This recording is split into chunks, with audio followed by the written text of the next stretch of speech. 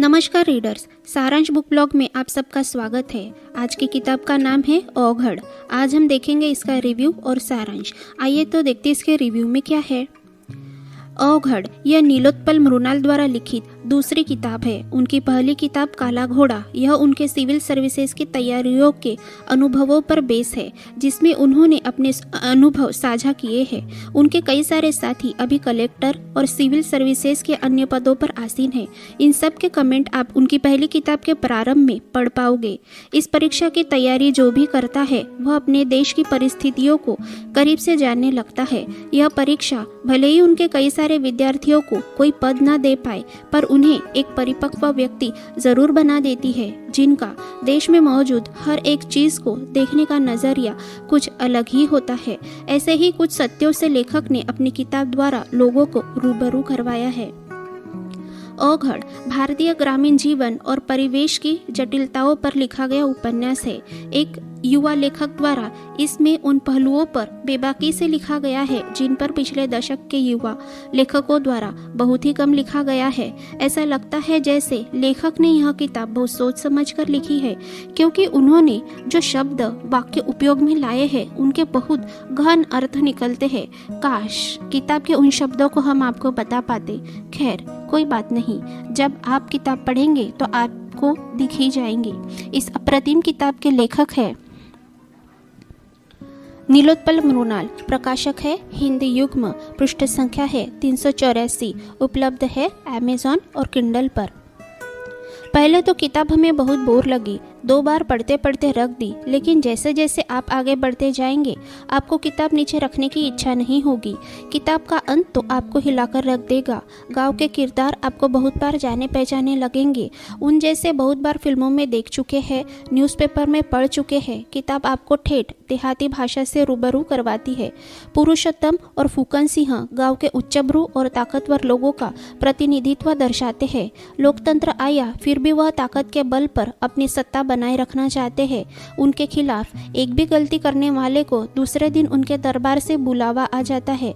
हमें सबसे रोचक पात्र बिरंची लगा, जो गांव वालों की नज़रों में तो एक पगलट आदमी है, लेकिन असल में वही सबसे होशियार युवक है, गांव का शुभचिंतक है। पंचायत चुनावों के द्वारा गांव के कुछ उच्चवर्णीय लोगों की बुरी सत्ता को समाप्त कर गांव के बाकी लोगों को एक सम्मानित जीवन देना चाहता है। इसीलिए किसी कमजोर को खड़ा करके उसे चुनाव जितवाकर वह चुनाव की दिशा ही बदलना चाहता है, लेकिन गांव की राजनीति के चलते उसके लोग उसी के साथ धोखा करते हैं। राजनीति के आड़ में गाँव का भी एक बीभत्स चेहरा देखने को मिलता है। आइए देखते हैं इस किताब का सारांश। कहानी मलखानपुर के गांव में घटती है, जहां जात पात का बड़ा ही वर्चस्व है। फिर भी नई पीढ़ी के लोग इन सब बातों को नहीं मानते और मिलजुल कर गांव की दशा को बदलना चाहते हैं। गांव के कुछ उच्च जातीय और उच्चभ्रू लोग, जिनकी पुरखों से गांव पर सत्ता चलते आई है, वे इन नई पीढ़ी और पिछड़े लोगों को आगे नहीं जाने देना चाहते। इसमें शामिल है पुरुषोत्तम और उसका बेटा फूकन। फूकन बिना चुनाव के ही गाँव का प्रतिनिधि है, क्योंकि उसके पुरखे हमेशा से ही गांव का प्रतिनिधित्व करते आए हैं। उसको लगता है उसके अलावा यह हक किसी और का हो ही नहीं सकता। बिरंची गांव का गरीब लेकिन पढ़ा लिखा नवयुवक है। कुछ कारणों की वजह से वह मार खाता है, जिस कारण वह कुछ भी लिखने में अक्षम है। इस कारण उसका भविष्य बर्बाद हो जाता है। वह अपने मित्र लखन लोहार के साथ नशा करता है। उसके नशे की आदत और उसकी बातों के कारण लोग उसे पागल समझते हैं, क्योंकि लोग उसकी बातें समझने के लिए सक्षम नहीं है। तभी तो शहर के डॉक्टर के यहाँ साफ सफाई करने वाला उस गाँव में डॉक्टर बनकर अपना गुजर बसर करता है। बिरंची के पास जीने का कोई मकसद नहीं। इसी दौरान गाँव से बचपन में भागकर गया हुआ पवित्र खूब सारे पैसे कमाकर गाँव आता है। उसकी संगत में बिरंची जीवन की तरफ थोड़ा आशा से देखने लगता है। चुनाव में पिछड़े वर्ग की तरफ से पवित्र को खड़ा कर दिया जाता है। इसमें गाँव के ही उच्च जाति से आए हुए चंदन और शेखर इनका साथ देते हैं। शेखर दिल्ली में पढ़ता है और वहाँ के सुधारवादी माहौल से प्रेरित है, जैसे कि रांझना पिक्चर में दिखाया गया है। अब बिरंची और उसके 4 दोस्त मिलकर चुनाव की तैयारियों में लग जाते हैं, लेकिन फूकन सिंह से यह कैसे बर्दाश्त होगा। वह और उसका पिता अपने गंदे राजनीति के मोहरे फेंकते हैं। बेचारा बिरंची इसमें फंस जाता है। उसके साथ विश्वासघात होता है। विश्वासघात करने वाला और कोई नहीं बल्कि उसके 4 दोस्तों में से ही एक है। अब पढ़कर जानिए कि दोस्ती के नाम पर कलंक कौन है। हमें तो यह किताब अच्छी लगी, आपको भी लगेगी। ज़रूर पढ़िएगा। अगर आपको हमारे वीडियो अच्छे लगते हैं तो हमारे चैनल को सब्सक्राइब।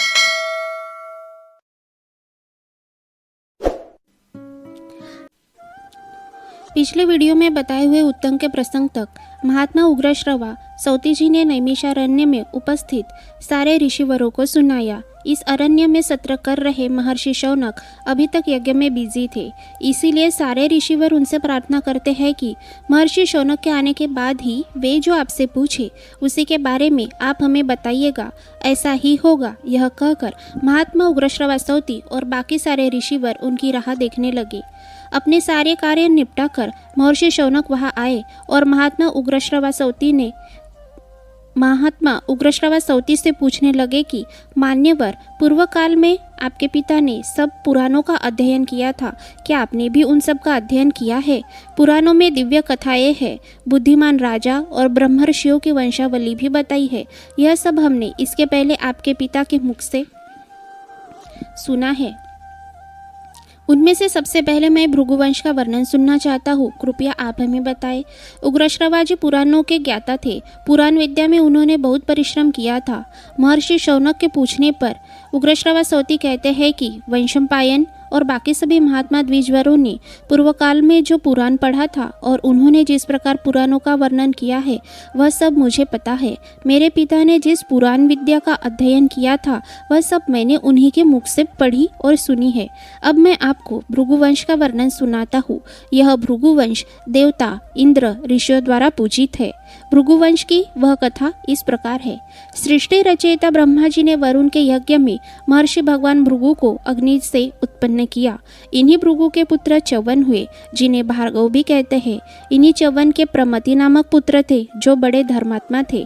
प्रमति और घृताची नामक अप्सरा के रुरु नामक पुत्र हुए। इन रुरु की पत्नी प्रमद्वरा थी। इस दाम्पत्य के शुनक नाम के पुत्र हुए। यह शुनक वेदों के पारंगत विद्वान और धर्मात्मा थे और यही महर्षि शौनक के पूर्व पितामह थे। वे तपस्वी, शास्त्रज्ञ, धर्मात्मा, सत्यवादी और मन इंद्रियों को वश में रखने वाले थे। आज की कहानी का नाम है अग्निदेव को शाप। आज हम आपको महर्षि च्यवन की कथा सुनाते हैं, जो भार्गव नाम से प्रसिद्ध थे और महर्षि भृगु के पुत्र थे। महर्षि भृगु और उनकी पत्नी पुलोमा एक दूसरे का बहुत सम्मान करते थे। उन दोनों में स्नेह भी बहुत था। महर्षि भृगु की पत्नी पुलोमा माँ बनने वाली थी। एक दिन महर्षि भृगु स्नान करने के लिए आश्रम के बाहर गए हुए थे। उस समय एक राक्षस उनके आश्रम में आया। उसका नाम भी पुलोमा ही था। पुलोमा ने उस राक्षस को अतिथि मानकर उसका स्वागत सत्कार किया। वह राक्षस पुलोमा को देखकर अपनी सुध-बुध खो बैठा। अब वह पुलोमा का अपहरण करना चाहता था, क्योंकि बचपन में पुलोमा को उस राक्षस ने वरण किया था। लेकिन जैसे ही वह बड़ी हो गई, पुलोमा के पिता ने विधिवत महर्षि भृगु के साथ उसका विवाह कर दिया था। वह पुलोमा राक्षस इस बात को अपना अपमान समझता था। यह बात उसके सीने में कांटे की तरह चुभ रही थी। वह पुलोमा का हरण करने ही जा रहा था कि इतने में उसने देखा कि अग्निहोत्र में अग्नि प्रज्वलित हो रही थी। तब उसने अग्निदेव को सत्य की शपथ देकर पूछा कि बताओ, यह किसकी पत्नी है? तुम अग्निदेव, देवताओं के मुख हो, तुम सही जवाब देना, क्योंकि सबसे पहले मैंने ही इस पुलोमा को अपनी पत्नी बनाने के लिए वरण किया था। यह किस्सा पुलोमा के बचपन से जुड़ा हुआ है।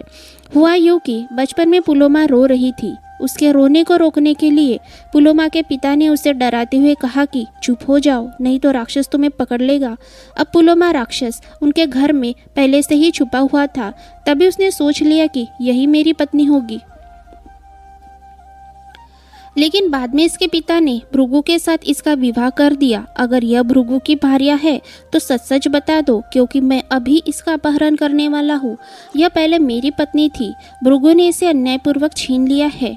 इस प्रकार वह राक्षस अग्निदेव को बार बार पूछने लगा कि यह मेरी है या भृगु की। उस राक्षस की बात सुनकर अग्निदेव बड़े दुखी हुए। एक तरफ वह झूठ से डरते थे तो दूसरी तरफ महर्षि भृगु के शाप से। फिर भी वह राक्षस से बोले कि यह बात सच है कि तुमने ही सबसे पहले इसका वरण किया था, लेकिन तुमने विधिवत मंत्रोच्चार के साथ इसके साथ विवाह नहीं किया। पुलोमा के पिता को लगता था कि वह अपनी बेटी के लिए तुमसे अच्छा वर ढूंढ सकते हैं, इसलिए उन्होंने भृगु के साथ अग्निदेव की साक्षी में इसका विधिवत विवाह कर दिया। यह पुलोमा तुम्हारी बचपन वाली पुलोमा ही है। जब अग्निदेव ने इसकी पुष्टि कर ली, तभी उस राक्षस ने वराह का रूप लेकर मन और वायु के वेग से पुलोमा का अपहरण कर लिया। उस समय पुलोमा के गर्भ में जो बच्चा निवास कर रहा था, वह अत्यंत क्रोध के कारण योग बल से अपनी माता के उदर से बाहर आ गया। उस बालक का तेज सूर्य के समान था। उस तेजस्वी बालक को देखकर वह राक्षस पुलोमा को छोड़कर गिर पड़ा और भस्म हो गया। इन सब के कारण पुलोमा मूर्छित हो गई। फिर उसे होश आने पर किसी तरह संभल कर वह अपने पुत्र भार्गव च्यवन को लेकर ब्रह्मा जी के पास चली। पितामह ब्रह्मा जी ने अपनी पुत्र वधू को रोता बिलखता देखा। उन्होंने उसे सांत्वना दी। पुलोमा के आंसुओं से एक बहुत ही बड़ी नदी निर्माण हो गई। यह नदी पुलोमा के मार्ग को अनुसरण करके बनी थी, यानी कि पुलोमा जिस रास्ते से आई थी, यह नदी भी उसी रास्ते पर बनी थी। फिर ब्रह्मा जी ने उस नदी का नाम वसुंधरा रख दिया। यह नदी महर्षि च्यवन के आश्रम के पास ही बहती थी। महर्षि भृगु ने अपनी पत्नी पुलोमा और पुत्र च्यवन को देखा और सब बातें जानने के बाद वह पुलोमा से गुस्सा हो उठे। उन्होंने पूछा कि वह राक्षस तुम्हें लेने की इच्छा से यहाँ आया था, वह तुम्हें नहीं जानता था, फिर किसने तुम्हारा परिचय उसको दिया? वह फिर बोले कि तुम सारी बात सच सच बताओ। आज मैं उस व्यक्ति को शाप देना चाहता हूँ जिसने तुम्हारा परिचय उस राक्षस को दिया। पुलोमा ने बताया कि अग्निदेव ने उसका परिचय उन राक्षस को दिया और फिर वह उसका अपहरण करके ले गया। पुलोमा की यह बात सुनकर महर्षि भृगु का गुस्सा और भी बढ़ गया। उन्होंने अग्निदेव को सर्वभक्षी हो जाने का शाप दे दिया।